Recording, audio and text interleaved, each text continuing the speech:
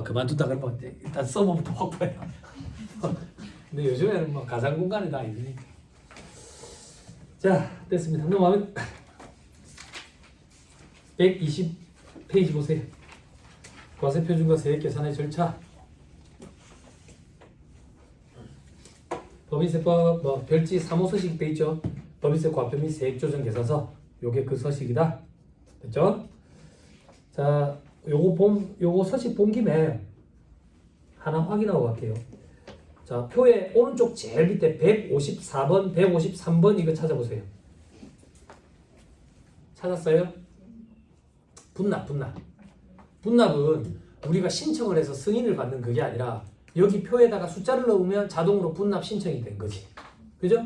요즘 프로그램이 잘 돼서 여기를 클릭하면 지가 알아서 반을 딱 나눠버리지. 그 정도까지 잘 돼 있지. 그죠? 요게 분납이라고. 그럼 우리가 평소에 하는 게 무슨 말인데? 11월 30일에 우리가 했던 거, 그거는 납부 연장이라고. 납부 연장. 분납이 아니라. 그거는 국세기본법에 근거해가지고 연장하는 거예요. 연장하는 거. 그죠? 법적으로 납부기한 이틀 전까지 연장 신청을 하도록 돼 있죠. 그죠? 근데 연장 신청을 미리 했는데도 불구하고 계속 검토 중이죠. 그죠? 승인하려고 안 두고. 그래서 전화를 하면 전화를 받지 않죠. 그죠? 그러면 다른 사람이 전화를 땡겨받아가지고 이렇게 얘기하죠.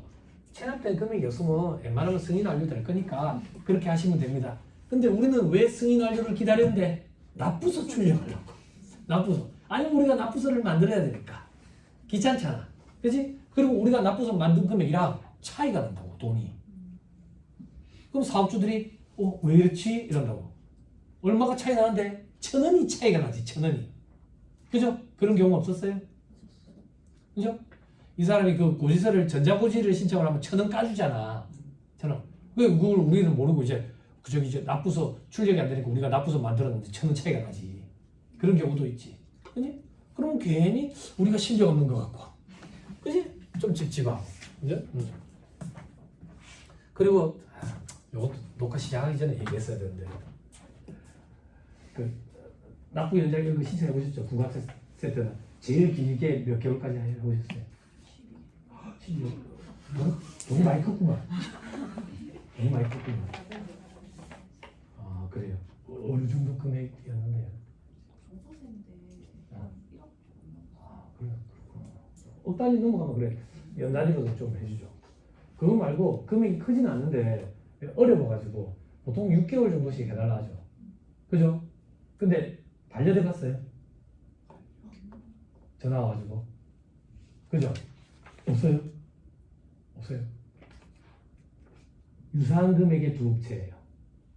두 군데 다 6개월로 밀어넣었어요. 6개월로 한 군데서 전화가 와요. 전화가 와서 6개월 하면 다음 부가세랑 겹쳐가지고 헷갈리는데 3개월만 했어요. 3개월만. 우리 쪽에서 바로 3개월로 그렇게 변경해 놓을 테니까 그렇게 하세요. 또 그러더라고. 응? 이게 뭐 법적인 근거 이런 게 없으니까 나가 목소리를 높일 수도 없고 괜히 우리 사업주한테 불이익 갈 것 같고 그러니까 네 알겠습니다. 이거밖에. 근데 저기는 6개월 오케이 냈습니다. 응? 둘 다 체납은 없고. 그죠? 이것도 좀 그렇더라고. 재량 돈이 내다 보니까 아마 그런 이야기. 물론 이제 전화가 폭주하고 그러니까 안 짜기는 낫겠어. 사람인지라. 그러면 우리도 그런데. 근데 체납이 걸려 있어. 그럼 승인 안 나죠? 승인 안 나죠? 그럼 어떻게 해요? 들어가시라 그러죠? 네, 들어가면 해줘요. 들어가면 이제 사업주가 직접 들어가죠. 그럼 뭐 엄청 부담스러워해요. 세무사한테 전화 연결해달라 그래요. 전화하면 몇 개월 해줄 테니까 그래. 시험서 점수 시키세요. 그 사업주는 안 오셔도 된다고 하세요. 맨날 들어가시니까. 그러면 이제 다 해줘요. 그래서 이제 학습이 되죠. 학습이 돼서 사장님 요번에 그거 연장 거는 한번 들어갔다 오세요. 그러고 네. 들어갔다 오고 저한테 이제 연락을 줘요. 몇 달로 하기로 했다 뭐 이렇게. 그러니까 재량법인 내에서 그런 걸 양해를 다 해줘요. 해줘요 그 사람들. 자, 됐습니다. 자, 121페이지 결산자금 당기 순손익 밑에 세무조정 넘어갑니다. 그럼 차가운 소득금액이 나오네. 기부금 한도 초과액 어쩌고 돼 있네. 그죠? 저는 아직까지 법인 입장에서 법인 사업자가 기부금 한도 초과되는 걸 본 적은 없어요. 개인 사업자는 좀 있고요. 개인 사업자는 이제 종교단체 11조 기부를 해가지고 연 매출이 2억 정도 되는데 연 기부금은 매년 2,400~500씩 이렇게 기부를 하시는 분이 계세요. 계속 한도 초과요. 계속 한도 초과.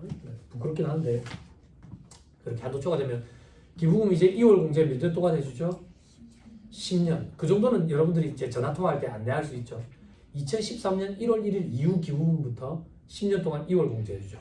그러면 봐봐. 2013년에 기부를 했는데 2월 돼서 4, 5, 6, 7, 8, 9, 0, 1, 2, 3. 지금은 4. 그러면 2014년에 발생돼가지고 2월 된 거부터 올해 공제 대상이네. 그렇게 생각하면 편하죠. 그렇죠? 자, 저 밑에 이제 2월 결손금 각사년도 개시 전 15년 2019년 이전 발생분은 10년 돼 있죠. 그죠? 2019년 이전 발생분 이렇게 표현해 놓은 책 때문에 회계사무실에 일하시는 분들이 헷갈려 하시는 분들이 계시더라고요. 그럼 2019년 이전이면 도대체 2019년이 포함된다는 얘기야? 2018년까지 발생된 결손금 이렇게 생각하면 돼. 2018년까지 발생된 결손금은 10년이야, 10년. 그리고 2008년까지 발생된 거는 5년이었고 5년. 자, 그러면 여기서 동생분들 2008년까지 발생된 결손금은 5년 동안 2월 공제해줘. 그러면 2008년에 결손이 발생했어. 그러면 2009, 10, 11, 12, 13 올해는 몇 년도인데? 24년. 땡! 날아갔네. 공제 못 받네. 함정 없어. 땡 날아갔잖아. 그치? 근데 자본금과 적립금 조정에서 가표에 보면 2월 결손금 명세에 요게 달려있지. 그치? 달려있잖아. 안 달려있어요? 달아놔야 돼. 달아놔야 돼. 공제 못 받고 땡 날아갔는데 왜 달아놔요? 뭐 있는 거 아니죠? 그냥 그럼 뭐 있는 거 아니죠? 순간 갑자기 무섭다. 뭐 있는 거 아니죠? 예? 아, 요번에 제 쓰러졌을 때 했잖아. 혹시 뭐 올라탄 게 뭐예요? 몸이 되게 아팠어. 그냥 요 좀 많이 아팠다고. 요 고민 있어요? 그런 건 아니에요? 예? 청산 소득에 대한 법인세 계산할 때 차가 나온다고. 근데 여러분들이 볼 일이 없는 이유가 청산할 때까지 우리가 의리를 지켜주지는 않아. 그 전에 수수료도 많이 밀려 있을 거고 장부를 갖다 보내버릴 거라고. 그죠? 그래서 볼 일이 없는데 달아놔줘야 돼요. 달아놔줘야 청산소득에 대한 법인세 계산할 때 차가 나온다고. 혹은 자산수증이익이나 채무면제이익이 있을 때 퉁칠 수 있어요. 퉁칠 수 있다고. 그래서 꼭 달아놔야 돼요. 달아놔야 돼요. 하나만 더 잔소리 할게요.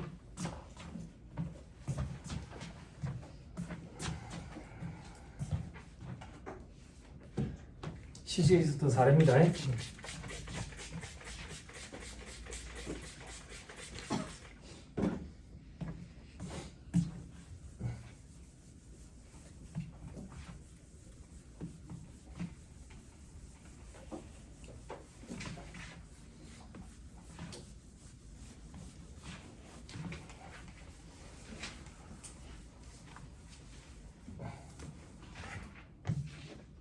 자, 동생분들 잘 봐요.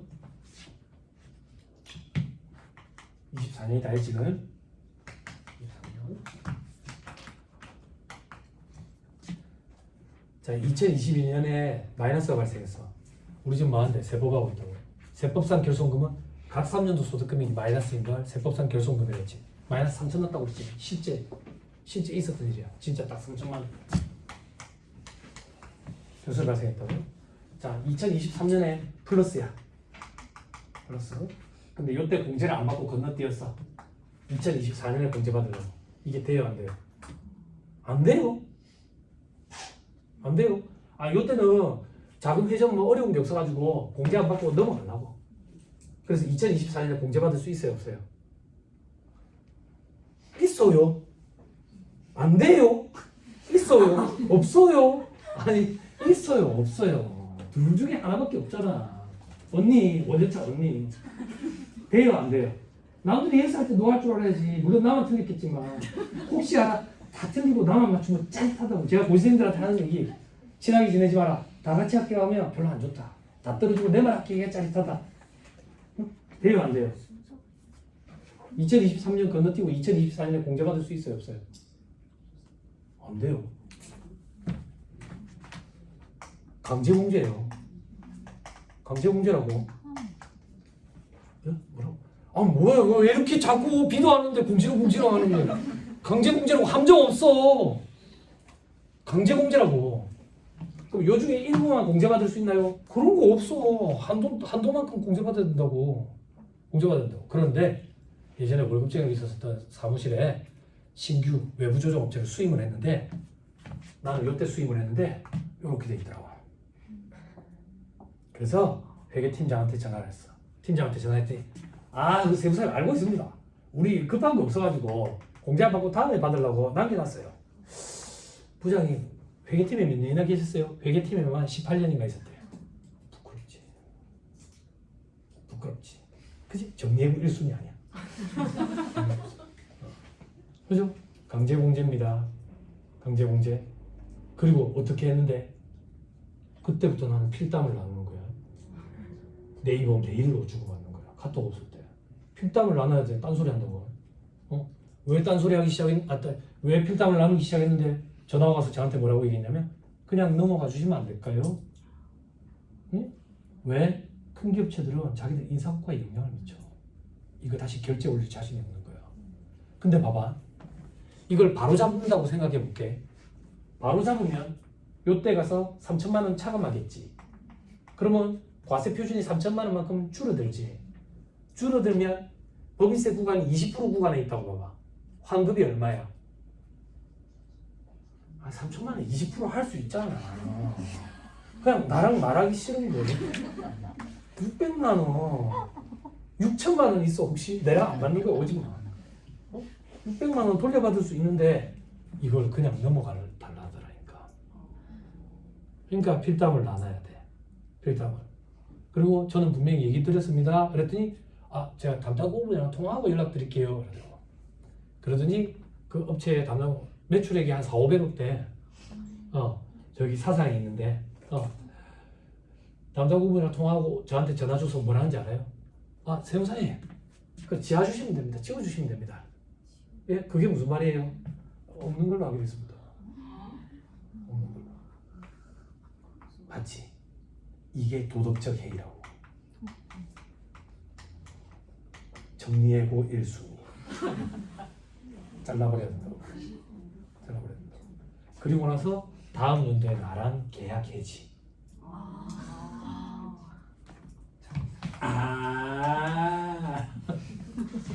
좀 이따 슬픈 것도 있는데 이렇게 몇 개 달라면 없는데. 제가 월급쟁이로 몸담 갔던 사무실이 국회의원님 사무실이었거든. 지금 돌아가셨죠. 해운대 LCT 사건에 연루돼가지고 해운대 구청장, 국회의원, 청와대 행정비서관 출신인데 세무사셨어요.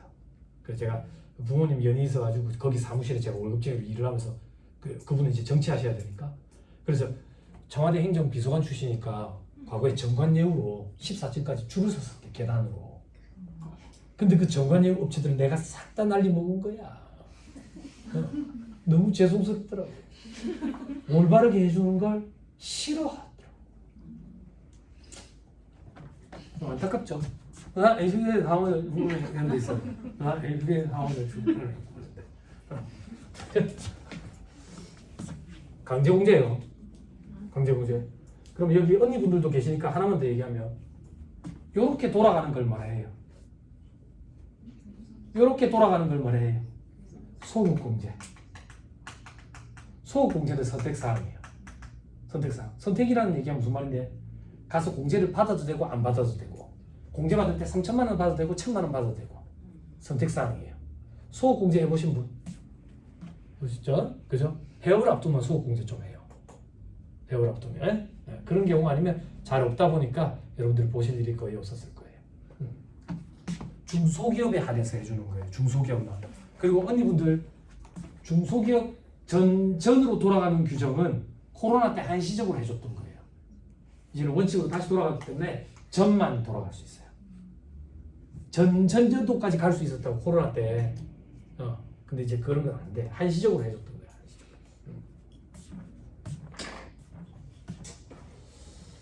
됐죠?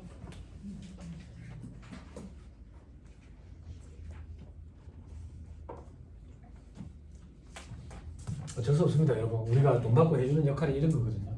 그래서 정확하게 하셔야 됩니다. 정확하게. 학창 시절 때 수학을 고철하는 편에 있었어요. 그래서 막 이런저런 대회를 좀 다녔어요. 대회를 좀 다니고 대학 때는 사춘기가 와가지고 학교를 아침에 8시 가서 수업을 안 들어가는 거죠. 교수 선생님한테 불려가지고 이놈 새끼 니는 디스카운트 받고 들어와가지고 고시 공부 쪽으로 해도 하지도 않고 귀가 2개니까 한 귀로 다 흘렸죠. 한 귀로 다 흘렸는데 지금에 와서 내가 왜 세무사업을 하고 있을까라고 생각해 보니까 이게 답이 정해져 있는 일이 저는 성향이 맞더라고요. 답이 안 정해져 있는 일은 참 힘들어요. 서로를 설득하기도 힘들고 내 답이 맞다라는 걸. 근데 우리가 하는 일은 답이 하나로 딱 정해져 있죠. 그죠? 물론 완벽하진 않죠. 연말정산 같은 경우를 따지면. 대신에 이제 우리가 최선을 다해서 방어하는 차원으로. 그죠? 근데 우리가 할 수 있는 범위 내인데도 불구하고 실수로 답이 틀렸다. 그냥 저는 이제 그런 것도 용납이 안 되는 거예요. 그래서 요즘엔 안 그런데 한참 요 바닥에 소문이 세무사님 되게 무서운 세무사님이다 뭐 이랬는데 무섭지도 않아요. 무섭지는 않은데 제가 드리고 싶은 얘기는 우리가 돈 받고 해주는 역할이 그걸 정확히 계산해 주는 게 돈 받고 해주는 역할이니까 최선을 다해가지고 저런 거 좀 해주시면 좋겠어요. 절세 방안 우리가 신경을 써서 절세해 준다. 아까 가사세 감면 규정 저는 좀 생각이 달라요. 우리가 신경을 써서 감면 규정을 적용해 주는 게 아니라 원래 그런 규정이 있는 거예요. 그걸 적용을 안 하면 나는 무능한 거죠. 저는 그렇게 생각해요. 예, 그런 걸 빠뜨리지 말고 꼬박꼬박 반영을 해가지고 그죠? 사업주 입장에서는 얼마나 좋겠어요. 절세해 줬다고 고마워 안 하겠어요. 그죠? 그리고 사업주분들이 내가 어디서 공침에서 들었는데 절세 이런 거 된다 하던데 그런 거는 한 귀로 뚫고 흘리면 돼요. 그런 건 전부 다 탈세예요. 세상이 많이 밝아져가지고 그죠? 꼼꼼하게 증빙을 갖추는 거 말고는 절세 방안이라는 건 없죠. 뭐 대충 설정해가지고 그만큼 이자 뭐 빠지는 거 뭐 이런 얘기도 하고 그러는데 그건 뭐 면납되겠어요. 그리고 뭐 개인 자영업자들 뭐 절세 방안이라 해봐야 뭐그 노란우산 공제, 소기업 소상공인 공제 그거 나입한 거, 그죠? 또 뭐 있지? 개인 연금저축 계좌 불입하는 거, 그죠? 그런 거 말고 뭐 있겠어요, 그죠? 아니면 이제 조투법에 있는 감면 규정을 좀 활용한다든지, 그죠? 근데 사후관리 규정 때문에 적용할 때 아까 그 얘기 안 들었네. 여러분들 관리하시는 업체에 조특법상 조세 감면 공제 혜택을 적용받을 때 꼭 업체에 물어보고 하세요. 물어보고 하세요. 큰 업체일수록 사후관리가 부담스러워서 적용을 안 받으려 하는 데가 제법 있어요. 예전에 관리했던 업체에 R&D 세액 공제 안 받으려 하더라고요. 걔네는 규정 때문에. 그죠? 그러면 제가 생각할 때 그거는 이제 업체 입장에서는 손해죠. 근데 담당자는 인사고과에 영향을 미칠까봐 그런 것도 있죠. 그죠? 그걸 기를 쓰고 제가 네 인사고과 상관없이 뭐 감면을 받아야지 또 그럴 그것도 아니고. 그렇죠. 그래서 꼭 물어보고 사후관리 규정이 이런 게 있으니까 그걸 감안하셔야 됩니다라고 얘기를 하고 감면 공제 규정을 적용을 하시는 게 좋을 것 같아요. 그리고 감면 공제 규정을 적용을 할 때 혹은 특례 규정을 적용할 때 그죠?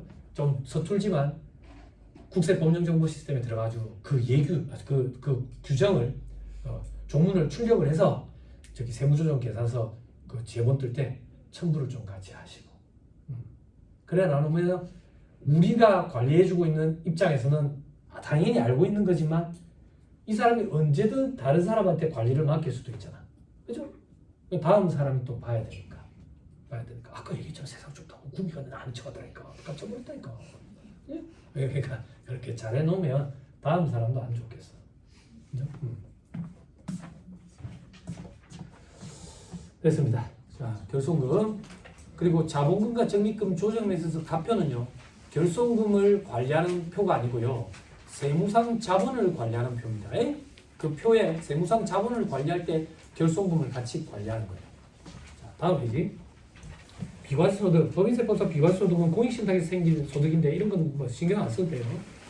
저 밑에 8번에 소득공제, 각종 페이퍼 컴퍼니로부터 받은 금액에 대한 소득공제 이런 거 있어요. 유동화 전문회사 등 배당 소득공제 이런 거 있는데 이런 것도 거의 해당 사항 없을 거예요. 그 밑에 이제 과표에 이월계속 비하면 소득공제 차감한 과표가 나오고 세율 국제적인 경쟁력을 갖춰야 돼가지고 법인세를 감면을 해야 되니 이런 말이 많았는데 결국에는 1% 줄이는 걸로 끝이 났죠. 그래서 9, 19, 21, 24 이래요. 지금 소득세법은 6, 15, 24, 35, 38, 40, 42, 45 구간 총 8개 구간 이런 걸 소련말로 8단계 초과 누진 세율 이렇게 표현해요. 동생들 미안해 소련이라고 있었어요. 그 법인세법은 9, 19, 21, 24 그래서 4개라서 4단계 초과 누진 세율 이렇게 표현해요. 그죠? 2억까지는 9%, 2억 초과는 19%. 예를 들어서 만약에 3억이다 과표가 그럼 2억에는 9% 곱하고요. 2억을 초과한 1억에는 19%를 곱한다. 그렇게 하는 걸 초과 누진 세율 구조다 이렇게 얘기하는 거다. 됐죠? 자 밑에 11번에 산출세액 합계 돼 있죠? 그죠? 각 사람 소득에 대한 법인세, 토지대 양도소득에 대한 법인세, 미완료 소득에 대한 법인세 돼 있죠? 그죠? 여기서 벗겨내고 시작할 거예요. 자, 저를 보세요. 스토리텔링처럼 이야기 듣다 이렇게 생각하시면 돼요. 이렇게 해야 머릿속에 오래 기억에 남아요. 밥 먹고 맨날 그 생각만 해요. 어떻게 이야기를 꾸며주면 좋을까? 법인세가 4개예요. 4개. 4개. 여러분들이 매년 계산하시는 그거는 각 사업연도 소득에 대한 법인세예요. 매년 벌어들인 소득에 대해서 법인세 계산하는 거예요. 법인세. 그럼 이런 것도 생각을 해보죠. 어떤 생각? 법인세 장사하면서 법인세는 어떻게 내는 게 가장 합리적이냐면 법인 설립 등기일 법인이 처음 생겼을 때로부터 청산했을 때 자녀재산가액이 확정되는 시점 그때 법인이 이제 없어지는 거예요. 그때까지 벌어들인 모든 소득에 대해서 계산을 해서 법인세를 한번 과세하려면 가장 이상적으로 법인세를 과세할 수 있는 방법이 될 거예요. 근데 우리는 그렇게 하지 않아요. 큰일 났다. 큰일 났다. 세상에서 제일 무거운 게 눈꺼풀이라도 그게 내 눈꺼풀이었구만. 아니죠. 역시 안 좋은 걸로 해준다고 쳤나니까. 안 좋았죠. 그분이 살짝 오신다고 그랬죠. 보내버렸어요 제가. 그분들 졸지 마세요. 여러분 눈꺼풀 그죠? 너 때문에 먼저 죽이 오겠다. 그죠? 졸지 마세요. 졸지 마세요. 뭔 얘기하다 돌아갔죠? 네? 네? 법인세가 설립 때부터 나중에 없어질 때까지 소득에 대해서 한번 법인세를 과세하면 가장 이상적인데 그렇게 하면 법인세 신고하기 전날 우리도 다 중국으로 가버려요. 그러면 세금이 유실될 우려가 있다고. 그리고 사전에 확보해야 되는 차원도 있고. 그래서 세법상 법인의 과세기간은 1년을 초과하지 않는 범위 내에서 선택 적용하도록 되어 있어. 그럼 1년을 초과하지 않는 범위 내에서 선택 적용할 수 있으면 6개월 법인, 3개월 법인을 해도 돼. 근데 그렇게 하면 봐봐. 지금 깜짝 놀라셨다고. 그러면 그만두실 거잖아. 안 그래? 결산을 1년에 4번 한다고 생각해봐. 혹은 2번. 2번도 싫어. 그래서 어쩔 수 없이 1년씩 끊어놓는 거지. 1년을 초과하면 안 되니까. 그죠? 그래서 U5-U5 개념이 나오는 거야. 1년씩 끊어놨기 때문에. 일시적 차이라서. 나중에 되면 할게요. 그럼 다시 돌아서 그게 각 사업연도 소득에 대한 법인세. 그럼 다른 건 뭔데? 토지 등 양도소득에 대한 법인세라는 게 있어요. 토지 등 양도소득에 대한 법인세는 뭔데? 컴퓨터 제조 판매하는 회사라고 가정할게. 컴퓨터를 제조 판매하는 회사가 주택을 갖고 있대. 별장을 갖고 있대. 회사 사택이야? 기숙사야? 아니 그런 거 아니야. 그리고 비사업용 토지를 갖고 있대. 비사업용 토지라는 얘기는 사업에 사용하지 아니하는 토지야. 그러면 사업에 사용하는지 그럼 사업에 여과성이 있는지 여부는 어떻게 판단하는데 정관상 목적 사업에 부합하는 거면 사업에 사용하는 거야. 그게 아니면 사업에 사용하지 아니하는 비사업용 토지. 그리고 또 뭐 집 같은 게 있어. 집 같은 건 뭔데? 분양권 이런 거. 조합원 입주권 이런 거. 컴퓨터 판매하는 법인이 그런 걸 뭐한다 갖고 있냐 이거야. 투기 목적으로 갖고 있는 거야. 부동산 투기하려고. 그래서 부동산 투기를 막기 위해서 나온 규정이 토지 등 양도소득에 대한 법인세야. 그럼 어떻게 막는데? 법인이 주택이나 별장을 갖고 있다가 팔아치워가지고 한 3억 난감했어. 그러면 그 3억 난감한 거에 대해서 각 사업연도 소득에 대한 법인세라는 명목으로 한번 세금을 떼. 그리고 이 소득에 대해서 토지 등 양도소득에 대한 법인세라는 명목으로 세금을 재차 떼. 그러면 소득은 하나인데 세금을 2번 뗐으니까 이중과세 논란이 있을 수 있지? 맞아. 2번 과세를 해서 이중과세를 하면서 우회적으로 제재를 가하겠다 이거야. 이게 토지 등 양도소득에 대한 법이세요. 됐어요? 근데 여러분들은 거의 볼 일이 없을 거고 볼 일이 없으셨으면 좋겠어요. 유사한 사건이 생기면 여러분들이 이 건은 여러분들 조직의 의사결정자분한테 상의를 좀 하세요. 상의를. 왜? 비사업용 토지라는 얘기는 사업에 사용하지 아니하는 토지인데 사업에 사용을 한다 안 한다가 칼로 무자르듯이 딱 경계를 그을 수가 없어요. 그 대법원까지 올라가야 돼요. 대법원까지. 그리고 이런 것도 있어요. 제가 강의할 때 한 번씩 예를 들어 드렸는데 우리가 제조업체 내 공장을 이번에 확충할 거야. 확장할 거라고. 그래서 땅을 사가지고 거기다 공장 건물을 올려가지고 그렇게 할 거야. 언제? 지금 당장 계획은 없고 한 5년 뒤. 5년 뒤. 근데 땅은 지금 사야 되겠대. 왜? 5년 뒤에 그 땅이 천정부지로 치솟아서 못 살 것 같아. 그러면 땅은 지금 사놔놓고 공장을 지을 거라는 계획은 있지만 당장 공장은 안 지어. 그럼 이게 사업용이냐 비사업용이냐 이거야. 안 그래? 그런 일이 아니겠어요? 그래서 유예기간이라는 게 있어요. 유예기간. 그래서 2년, 5년 이런 유예기간이 있어요. 그 유예기간 중에 팔아치웠다. 그러면 이 투기 목적이지. 혹은 유예기간이 지났는데도 사업용도를 안 쓴다. 그럼 투기 목적이지. 이렇게 보는 거예요. 이렇게. 그러니까 이게 판단이 쉽지 않으니까 의사결정자분이 판단을 좀 해주셔야 돼요. 그렇죠? 자, 그런 게 토지 등 양도소득에 대한 법이세. 그 다음 청산소득에 대한 법이세가 있는데 청산소득에 대한 법이세는 우리는 그 정도 의리는 없으니까 그죠? 그 전에 이제 수임 해지 그죠? 자, 그리고 미환류소득에 대한 법이세. 미환류소득에 대한 법이세는 여러분 이제 보셔서 아시겠죠? 저는 이제 야당 여당도 아니고요, 왼쪽 오른쪽도 아니고 파란색 빨간색도 아니고 진보 보수도 아니고 저는 그런 거에 대해서 잘 몰라요. 사람들이 정치 얘기하면 왜 그런 얘기 나 잘 모르는데 다른 얘기해. 그럼 막 컴퓨터 얘기한다고. 그것도 모르겠는데. 그러니까 오해하지 마세요. 오해하지 마시고 있었던 사실만 말씀을 드리면 박근혜 정부 때요. 박근혜 정부 때 보편적 복지를 해야 되니까 세수 확보가 필요했었어요. 세수 확보.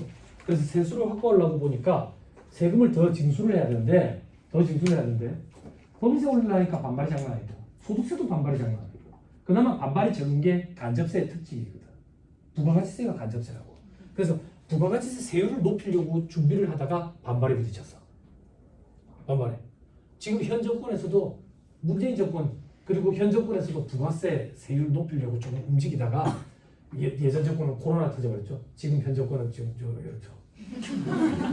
아니, 조심스럽습니다. 정치적 견해 이런 건 없는데 네, 조심스럽습니다. 아무튼 그런데 정권이 뭐 바뀔지 안 바뀔지도 모르겠지만 향후 5년에서 10년 내에 제가 생각할 때 부가세 세율이 높아질 것 같아요. 네, 높아질 것 같아요. 그나마 지금 우리가 10%라서 암산이 됐지. 11%나 13%면 암산하기 참 힘들다. 그지? 아니면 물건값이 지저분하게 변하겠지. 그죠? 간접세 특징이라고. 소비자가 전액 다 부담한다고. 그죠? 그래서 박근혜 정부 때 부가세 세율을 높이려는데 또 반발에 부딪힌 거야. 반발에 부딪혀가지고 어떻게 하면 좋을까 머리를 궁리한 게 연세 대상인 걸 과세 대상으로 바꿨지. 그게 우등고속버스야. 시외버스를 과세로 바꾸랬더니 반발에 부딪힌 거야. 민간업체에서 너고 와서 봐봐라. 있는 것들은 다 자가용 끌고 다니지. 없는 사람들이 시외버스 타는데 이게 서민 운송수단인데 부가세를 붙이면 되겠나? 그래 한 발 물러서면서 우등만 과세로 바꿨는데 웬만한 건 다 우등이에요. 타로 가고. 근데 프리미엄이라고 있어요. 저 깜짝 놀랐어요. 서울에 강연을 올라가는데 표가 없는 거야. 갑자기 잡힌 가게라 가지고 SRT구 장사가 엄청 잘 됐대. SRT구 장사가 엄청 잘 돼. 표가 없어. 근데 SRT가 표가 없으니까 KTX도 표가 없더라고. 그래서 버스 타라는데 프리미엄이 있는 거야. 프리미엄. 나 그거 타고 깜짝 놀랐잖아. 나 여기가 중국인 줄 알았어. 버스 안에서 들어놓아서 가는 거야 이제. 들어놓아서. 그럼 봐봐. 일반이 있고 우등이 있고 프리미엄이 생겼잖아. 근데 왜 이상한 현상이 벌어졌어? 이게 내려가 버렸어. 퀄리티가. 왜 이렇게 돼야 돼? 이해를 못하겠네. 어떤 퀄리티가요? 냄새가 많이 나더라. 냄새가 타기스더라. 그죠? 그런 것도 과세다 그 얘기야. 또 어떤 게 과세인데? 또 어떤 게? 기차는 서민 운송수단이에요. 아니면 있는 사람들 타고 다닐 거예요. 서민 운송수단. 면세. KTX, SRT는 과세. 그걸 면세하게 되면 우리나라 저기 항공회사들이 다 망해. 우리나라 이 좁은 땅덩이에 공항이 13개가 있는데 항공회사 자 우리 지금 강남에 약속이 있다고. 강남 지금이 아니라 10년 전에 강남에 약속이 있다고요. 자 강남으로 한번 가봅시다. 지금부터 그죠? 어떻게 가는데 지하철을 타고 대전과 그까지 가지. 그럼 대전 지하철역에서 내려가지고 그 앞에서 택시를 타야 돼. 그럼 이제 김해공항까지 가지. 그지? 국내선이잖아. 국내선은 최소한 30분 전에 스탠바이 해야 돼. 120 붙여야 되니까. 타지. 타면은 서울까지 몇 분 만에 가는데 50분? 비행기는 딜레이 돼. 우리나라는 비행기 보유 대수가 적기 때문에 첫 비행기가 딜레이 되면 걔가 계속 딜레이 돼. 왔다 갔다 하니까. 그럼 딜레이 돼가 도착되는 게 어딘데? 김포공항. 그럼 김포공항에서 강남까지 간대. 출퇴근 시간에 죽는 거야. 9호선 급행도 없어. 그런데 KTX 직각 좌석에 잠깐 불편하지만 2시간 반만 버티고 있으면 서울역이 탁 떨어지잖아. 그지? 근데 부가세가 안 붙어. 가격 경쟁력도 있대. 항공회사 다 망해. 그래서 하더란데 항공회사에서 반대해서 부가세가 붙는 과세를 받겠다는 얘기도 있어요. SRP도 부가세가 붙고요. 또 어떤데? 무도학원. 무도학원. 과거에는 면세였어. 학원이라고 전부 다 면세 아니야. 학원이라고 면세 아니라고. 주무관청에 인허가를 받은 학원만 면세야. 근데 무도학원은 과세야. 또 돈이 되는 학원 어디 있어? 운전면허학원. 운전면허학원도 과세로 그때 바꿔놨어. 과세로. 또 어떤데? 여러분들 요가, 필라테스 이런 데는 과세 사업자입니다. 허가를 안 받거든요. 그럼 불법이냐? 아니, 허가를 요하지 않기 때문에 허가를 안 받는 거예요. 허가를 요하지 않기 때문에. 그래서 여러분들 그 요가, 필라테스 받으러 가면 부가세 얼마까지 이래가지고 현금 영수증하는 거예요. 그죠? 그렇게 해가지고 보편적 복지를 위해서 세수를 확보했다. 근데 그것도 부족한 거야. 그것도 부족했는데 가만 보니까 희한한 거야. 뭐가 희한한데? 기업 경기가 괜찮아. 기업체들이 장사가 잘 돼. 이문도 많이 나와. 그런데 기업체들이 돈을 안 풀고 계속 움켜쥐는 거야. 기업체들이 장사가 잘 되는데 왜 돈을 안 풀고 움켜쥐지 보니까 그 당시 시대 상황이 그런 말들이 많이 오갔어. 우리도 일본처럼 장기 불황에 늪에 빠졌다. 일본은 10년 만에 타겠는데 우리나라는 몇 년 걸릴까? 그러고 있었는데 기획재정부 장관이 그 당시에 누구였는지 모르겠는데 대국민 앞에서 그거 발표됐다고. 대한민국은 아직 장기 침체의 늪에 빠진 게 아니다. 늪에 빠졌다라는 소문이 돌기 시작하면 사람들이 더 돈을 움켜쥐고 안 쓴다고. 그러면 진짜 침체의 늪에 빠져버렸다고. 그래 했는데 한국 국민회계 사회에서 갑자기 성명 발표하듯이 하면서 대한민국 이미 자기 침체의 늪에 빠졌다 이래버린 거지. 그러면서 막 경기가 안 좋아지고 이래가지고 박근혜 정권 내에서 머리를 쓴 게 기업체들이 돈을 갖고 있잖아. 돈을 갖고 있으니까 이걸 풀도록 하자. 어떻게 푸는데? 직원들한테 임금 상승하는 거래. 인건비를 더 주는 거지. 그러면 직원의 이제 임금이 증가하니까 가처분 소득이 늘어나지. 그러면 이제 소비가 촉진되겠지. 그럼 소비하다 보면 우리 회사 물건을 또 살 수도 있지. 기업도 좋지. 그리고 투자도 좀 하래. 투자하면 투자받은 기업체 입장에서 활성화되겠지. 그지? 활성화되다 보면 우리 회사 물건을 또 살 수도 있겠지. 그래서 이런 걸 가계와 기업 간의 선순환이 이루어진다 이렇게 표현하는 거예요. 그래서 그 당시에 가계와 기업 간의 선순환을 유도하기 위해서 기업체 누구가 벌어들여서 남아있는 이익잉여금 중에 임금 상승분에 쓴 거, 바깥에 외부에 투자하는 데 쓴 거 말고 움켜쥐고 있는 거에 10%는 세금으로 내라. 이게 미환류 소득에 대한 법이세요. 근데 저는 이게 없어질 거라고 생각했어. 고시생들 상대로 강의할 때도 야 이건 위헌의 여지가 있기 때문에 공부하지 마라. 없어질 것 같다. 왜? 자본주의 사회에서 벌어들인 이익을 어떤 용도로 쓰는지는 자율에 맡겨야 되는데 그걸 정부에서 제재하는 게 조금 잘못됐다. 라는 그런 입장들이 되게 많았어. 근데 그게 일몰 기한이 있는 규정이었는데 2019년인가 그래서 2019년 말이 되니까 일몰이 돼서 없어졌어. 없어졌는데 얘가 갑자기 이름이 바뀌어가지고 조특법에 가서 붙어가지고 부활한 거야. 이름이 투자 및 상생의 협력 촉진을 위한 과세특례. 그리고 세율은 20%로 바뀌어버렸어. 그래서 지금 안정화 단계에 접어들어 있어. 본 적 있어요? 왜 이렇게 다들 놀래요? 여러분 일단 보시면 팔이 들어갑니다. 팔이 들어. 응? 자기 자본이 500억이 넘는 법이 큰 법이다. 혹은 상호출자 제한기업 집단에 속하는 법이다. 상호출자 제한기업 집단 이렇게 뭔데요? 아름다운 사람들, 근무 아시아나 이런 그룹 내 자산 규모가 5조 원이 넘어. 이런 데는 상호출자 제한기업 집단. 근데 여기 감사원연합회에서 오셨잖아. 상호 출자 제한기업 집단에 속하는 브랜치 중에 한 개 회사 이렇게 감사 대상인 회사를 회계사님들이 맡아서 하시는 분들이 좀 있어. 그래서 미완료 소득에 대한 법인세를 계산해봤다라는 분들이 간혹 계시더라고. 부산에서 강의할 때. 네? 그거예요. 그게 투자 및 상생행위 촉진을 위한 과세특례. 과거에는 법인세법에 있었는데 이제 조세특례 제한법에 가서 이관돼 있다. 세율은 20%로 증가돼 있다. 그리고 법이 개정이 돼서 자기 자본이 500원 초과하는 법이 또 이제 과세 대상이 아니고 이제는 상호 출자 제한 기업 집단에 속하는 법인만 과세 대상으로 바뀌었다. 됐죠? 됐어요? 뭐가 됐는데 다 받게 됐죠. 그럼 우리는 이제 각 3년도 소득에 대한 법인세만 얘기하면 돼요. 그죠? 됐죠? 처음 들어보셨어요? 법인세가 4개 있다고? 그죠? 괜찮습니다. 네. 자, 저 밑에 12번 결정세과 납부세 구분돼 있죠. 그죠? 동그라미 이번에 최저한세 돼 있죠. 최저한세. 최저한세는 그냥 간략히만 얘기하고 넘어갈 거예요. 최저한세는 세액 감면 공제를 아무리 많이 받더라도 법정 최저한으로 정해져 있는 요 금액만큼은 세금으로 내야 된다. 요게 최저한세예요. 그러면 법정 최저한 예를 들어 볼게요. 들어보세요. 요번에 산출세액이 1,000만 원이에요. 근데 공제 감면 혜택을 1,000만 원을 다 받았다고 가정할게. 극단적으로. 그럼 세금이 없지. 그지? 근데 최저한세가 400인 거야. 그럼 400만 원은 내야지. 그러면 실질적으로 공제 감면 받은 건 600만 원이네. 그지?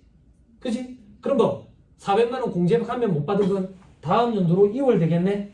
올해 공제 감면 받은 거 얼마라고? 600만 원에 대한 20%를 농축세로 내는 거야. 1,000만 원에 대한 20%가 아니라. 최저한세에 걸려가지고 공제 못 받은 거. 실질적으로 공제 받은 거에 대해서 20%를 농축세. 그럼 나머지 400만 원에 대한 20%는 내년에 공제받을 때 농축세로 내는 거예요. 됐죠? 농특세는 실질적으로 공제 감면 받았을 때다. 이렇게 기억하면 돼. 됐죠? 오케이.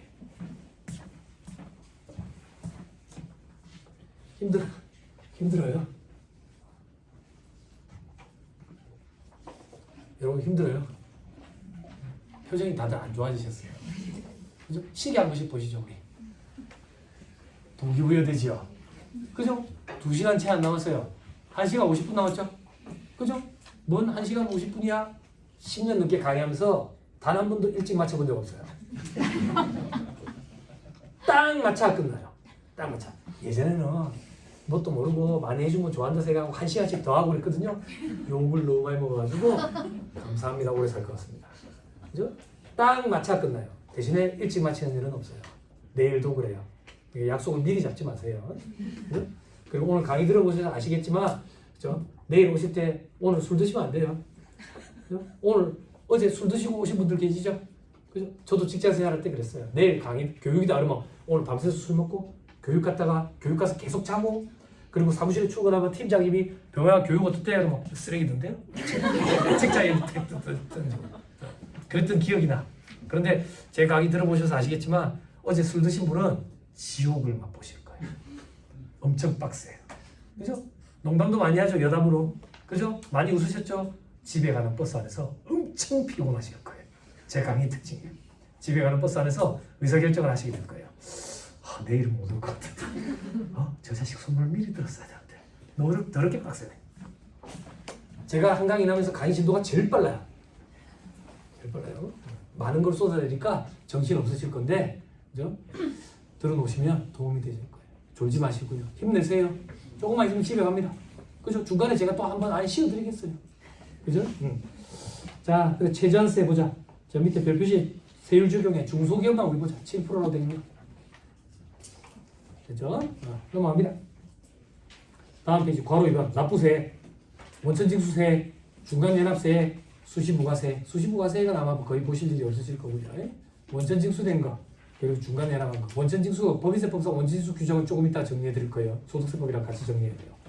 자, 넘어가면 126페이지 가산세 돼 있죠. 그죠? 우리 눈으로만 같이 봅시다.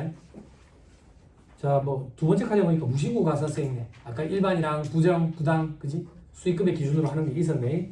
과소신고 가산세 일반 부당 거 있네. 밑에 납부지원 가산세 있고 밑에 칸에 자 업무용 승차 관련 비용 내서서 미제출 불성실 가산세 돼 있죠. 그죠? 미제출하거나 부실기재한 부분에 대해서 1% 가산세 새로 생긴 거죠. 그죠?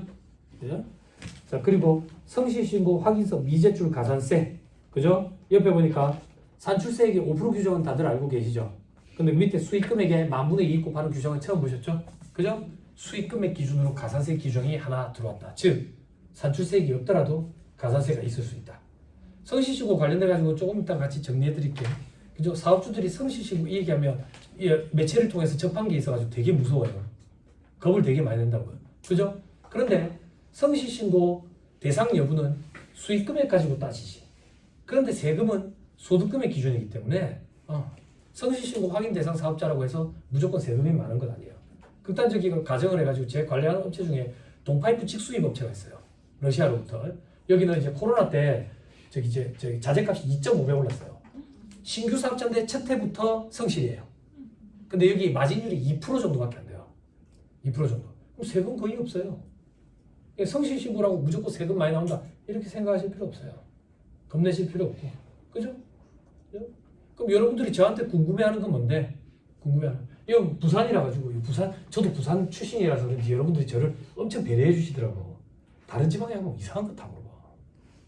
특히 레우 있잖아. 레우 하면 뭐 많이 물어보냐면 그거는 수수료 얼마씩 받아요? 환장한다. 수수료 얼마씩 받아요? 제가 받고 싶은 대로 받죠. 그리고 더 황당한 질문은 뭔지 알아요? 황당한 질문. 그거는 어디까지 넣어줘요? 어디까지 넣어줘요? 하겠어요. 업무와 관련된 경비를 넣는 거죠. 어디까지 넣어주는 게 어딨어요? 안 그래요?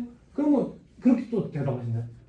그럼 세무사님 사무실은 호스트코 그거는 넣어줘요? 호스트코에서 업무 관련된 걸 지출을 하면 넣어주죠. 아니면 안 넣어주고 어디까지 넣어주는 게 어딨어요? 네? 그럼 부산은 그런 거 모른다고. 어떤 거? 성실 관련돼 가지고 사업주들이 보통 여러 개 업을 하잖아. 네? 한 개 업만 이렇게 잘 돼가지고 성실이 되는 경우도 뭐 없진 않지만 보통 이것저것 하다가 보니까 잘못 계산해가지고 막 이렇게 되잖아. 그런 경우. 그럼 네가 잘못 계산했다고? 아니. 사업자가 내놓은 걸 얘기 안 하는 거야. 그지? 많이 경험해보십시오. 왜 얘기 안 하는데? 수수료 주기 아까우니까. 그래갖고 1월 25일에 부가세 신고할 때 되면 사업자 하나 낸 거 있는데 세무사님 요거 이제 좀 맡아서 해주세요 한다고. 그럼 이제 수익금이 확정됐으니까 손 쓸 수가 없다고. 이미 성실이야. 그럼 그때부터 발발 뜬다고 겁이 나가지고 세금이 많을까 싶어가지고 작년에 내가 결손 많이 내줬거든. 작년에 신주라 가지고. 그래가지고 그걸 이제 퉁쳐주는 거지. 결손으로. 그럼 여기 부산에서 제일 많이 하는 질문이 뭔데? 성실은 통장 어디까지 맞춰주는데요? 성실은 통장 어디까지 맞춰줘요? 성실 몇 개 하고 있어요? 병의원이에요? 아니 병이요. 아, 천만다행이네요. 그죠? 그죠? 또 다른 데요? 아니 그냥 성실한 그 느낌이랑. 그래요? 아니 그 저기 네. 고철이랑. 아니 저거 고철이에요? 고물상? 고물상 최고. 고물상 최고. 미혼 여성분들 잘 들으세요. 고물상 최고. 고물상 최고. 요즘 썸 타는 남자가 있는데 저 아버지가 뭐 어권인가 갖고 있다더라. 배 타는데 최고. 요즘 썸 타는 남자가 있는데 저 아버지가 뭐 땅 파고 다니는데 광원권이 있다더라. 최고죠. 요즘 썸 타는 남자가 있는데 지가 뭐 발령왕이라고 특허를 갖고 있다더라. 쓰레기라고 쓰레기. 고물상 최고. 얼마나 최고면 구리 스크랩, 금 스크랩, 웨이스트 이거 별도 관리를 하겠어요. 그래요? 그죠? 최고. 아무튼 그래 통장 어디까지 맞춰주냐고요. 안 맞춰주네. 주가되는 것만 맞춰줍니다. 대부분 주가되는 거, 그죠? 대부분이 어떤 기준인데 세무사님 기준이세요? 여러분들 그런 거 질문하시는데 네이버에 좀 검색해봤지. 다른 지방은 어떻게 하지? 네? 그 경리인들만 들어가는 카페가 있다. 경리 저기 라임뉴스 경리밖에 모르겠는데. 아무튼 경리 여자가 많아. 회계 미미도 있고 유이도 있고 경미도 있고 막 이래. 근데 보니까 메인이 되는 것만 좀 맞춰주더라고. 맞춰준다는 얘기는 법인이랑 똑같이. 법인이랑 똑같이. 뭐 여력이 되시면 다른 것도 다 맞춰주시고. 다른 것도 다 맞춰주시고. 근데 이제 통장을 받으면 이제 제일 짜증나는 건 이제 사람 이름이 있을 때죠. 이게 누군데? 환장하는 거죠. 그죠? 저는 옆에다가 내역을 조금 써서 보내라 합니다. 그래서 예전에 카드 내려받기 안 되는 시절에도 카드 내역 출력해서 보낼 때 가사 관련 경비는 안 됩니다. 가사 관련 경비가 아닌 건 옆에 메모를 해서 보내주세요. 그래서 그럼 보통 보면 해외 직구하거나 이런 거 있잖아. 그런 거 막 영어로 돼 있으니까 내가 몰라. 그럼 옆에 보면 막 접시 막 이렇게 써주고 그런다. 그러면 그 노력을 해주셨으니까 우리도 그런 걸 좀 넣어줘야지. 구분이 모호한 경우가 있잖아. 칼로 무자는 뜻이 아니지. 가사 관련 경비냐? 사업에 쓴 거냐? 그런 경우에 우리가 융통성을 발휘해 줄 수 있는 건 좀 해주면 되지. 물론 그런 건 안 되지. 쇼파 살 때 1,000만 원짜리 어디 있는데? 주부집에 있는 거야. 안 되지 그런 거는 당연히. 당연히 그런 건 안 되지. 네? 그런 게 우리 사람 손을 타는 거예요. 프로그램이 아무리 개발했대도. 그죠? 여러분도 그 카드 내려받기 그 등록을 해놨어요? 안 해놨어요? 그 등록을 해놔놓으면 공제 불공제 이거 변경하는 게 참 번잡스러워요. 그죠? 그죠? 그래서 저 같은 경우는 안 해놔놓고 그걸 해가지고 공제 불공제를 선택한. 그 국세청에서 공제 불공제 지가 선택해놓잖아. 지가 뭘 알아서. 안 그래? 안 그래? 거래처 사장이 그래픽 하는 사람인데 키보드를 300만 원 주고 샀어. 공제일이 돼 있는 거야. 이 키보드 전자 오르간인데. 불공제지. 불공제. 이게 국세청이 그런 거 못 해주지. 우리가 해야지. 근데 이제 영세한 사업주들은 이제 그런 거 할 줄 모르니까 홈택스 들어가 로그인해가지고 그냥 저장후 다음 하다 보면 끝이 나면 뭐 그만 요거는 내고 말자 이라는 거지. 응? 그런 일이 있으니까 업계의 그 플랫폼 사업자들 이런 거 말 같지도 않은 허위 광고를 하는 거지. 어떤 허위 광고 하는데 잘못된 세금을 돌려받아 드립니다. 불쾌하지 않아요? 그럼 내가 세금 주고 잘못했다는 얘기잖아. 안 그래? 그죠? 뭐 남는 상황이 이래가지고 세무사회랑 소송부터 있어야 돼. 소송부터 있어요. 그래서 세무사회에서 소송 걸어가지고 상장을 막았어요. 상장을 했었어요. 상장 막아놓고 그러니까 그쪽에서는 이제 불법 세무대리인 거야. 그래서 거기서 이제 자금을 확보해 나니까 부랴부랴 세무사를 사들이는 거야 또. 세무사를 사들여가지고 앉히는 거야. 자체적으로 뭐 거기 팔려가지 말자 막 이런 운동을 하더라고.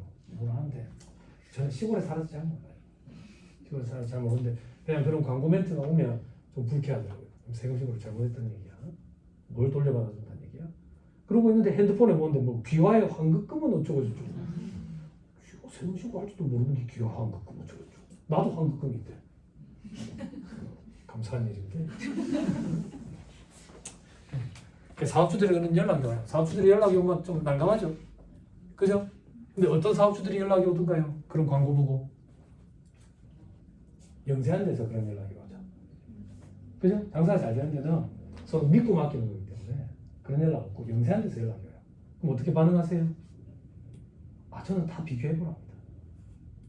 다 비교해보랍니다. 어떤 특장점이 있는데 거기는 어떤 단점이 있는데요? 그런 거 물어보는 사업주들이 있어. 그런 거 물어보는 사업주. 그럼 제가 이렇게 얘기한다고. 거기는 세무사랑 바로 통화할 수 있는지 물어보세요. 그런 거지 뭐. 안 그래? 예약을 잡을 걸? 세무사가 있을까? 가닥해간 세무사만 저기 차익증 빌리고 막 이런 일들도 비일비재하다. 응? 그런 게 서비스지. 서비스. 그러니까 거기에 막 왈가왈부할 필요 없어요. 저는 딱 그냥 그래요.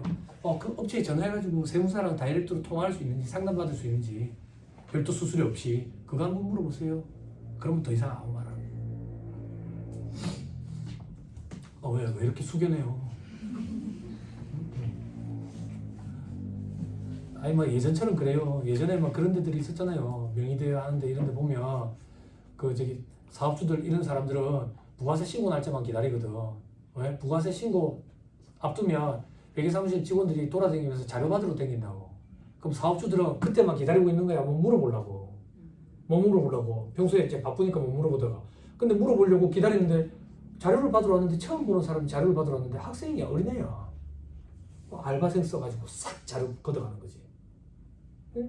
그러나 라이센스도 없는데 기장 대리막 하고 막 그런 일들이 좀 있지. 그치? 그래서 수수료 타격을 좀 받았을 수도 있지. 그죠?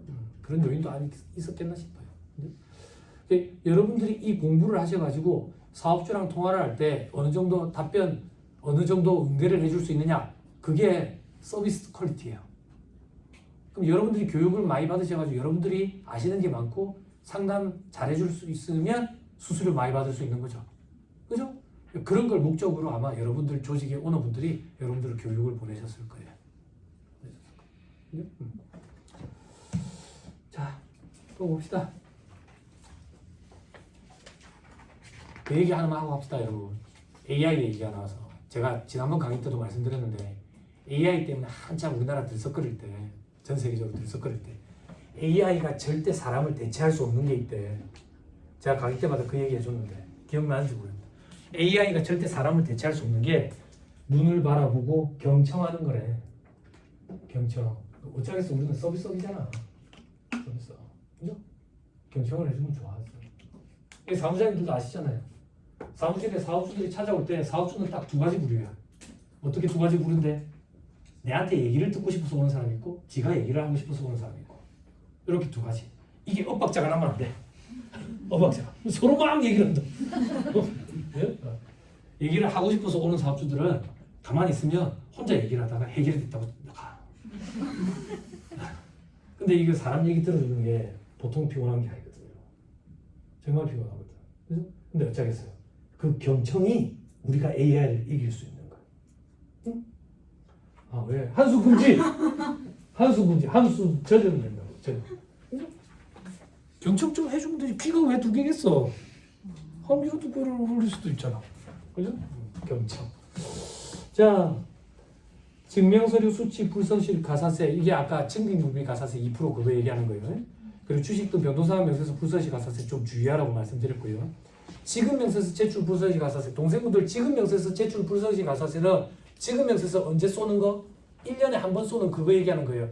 자, 동생분들 지급 명세서 우리 언제까지 쏴야 돼? 지급 명세서 언제까지 써야 돼? 봐봐, 내 그럴 줄 알았어. 어? 봐봐, 교육 들어와야 된다고. 지급 명세서는 2월 말까지 쏘는 거야. 근데 2월 말에 다 쏘면 바쁘잖아. 그래서 근로소득, 연말정산하는 사업소득, 퇴직소득은 3월 10일까지 연장해 준 거야. 그런데 동생들은 3월 10일에 맨날 연말정산 하다 보니까 3월 10일로 꽂혀가지고 금융소득 관련돼가 지급 명세서를 놓쳐. 그런 일들이 생각보다 많아. 그래, 교육 들으러 댕겨야 돼. 꼭 제 강의를 들으라는 얘기가 아니잖아. 이 강사 저 강사 해주는 얘기 다 거기서 거기야. 응? 편하신 강사 찾아가 들으면 돼. 들어서 탑재해놔야지. 자, 요거는 그거예요. 2월 말까지 제출해야 되는 거. 그거 안 하면 가사세. 됐죠? 그 밑에 근로소득 간이지급 명세서 가사세. 요 6개월에 한 번씩 쏘는 그거 얘기하는 거예요. 그죠? 나머지는 매달 쏴요. 매달. 이제 홈택스가 안정됐어요. 처음에 사업소득 요 간이지급 명세서 쏠 때 홈택스에 오류 버그가 있어가지고 저도 되게 애먹었던 기억이 나요. 애먹었던 기억이 나는데 그것도 경리인들이 모인 카페 그것도 어떻게 그런 걸 또 알아? 뭐 어떻게 하니까 또 되더라 막 이러대. 그러니까 우회적인 방법으로. 네, 그러고 나서 이제 국세청에 전화가 폭주되니까 국세청에서 뭐 버그를 수정하고 막 이러더라고요. 자, 나머지 목표 그 넘어가세요. 129페이지. 저 밑에 17번에 중간연합세액 돼 있죠. 세 번째 줄 중간연합세액이 50만 원 미만인 중소기업은 중간연합 의무가 면제된다. 됐죠? 여러분 들어보세요. 소득세법은 어때요? 얼마예요? 소득세법 똑같이 50이에요. 아구 맞춰놨어요. 소득세법 50, 법인세법 30이었는데 재차 개정하면서 둘 다 50으로 맞춰놨어요. 됐죠? 오케이.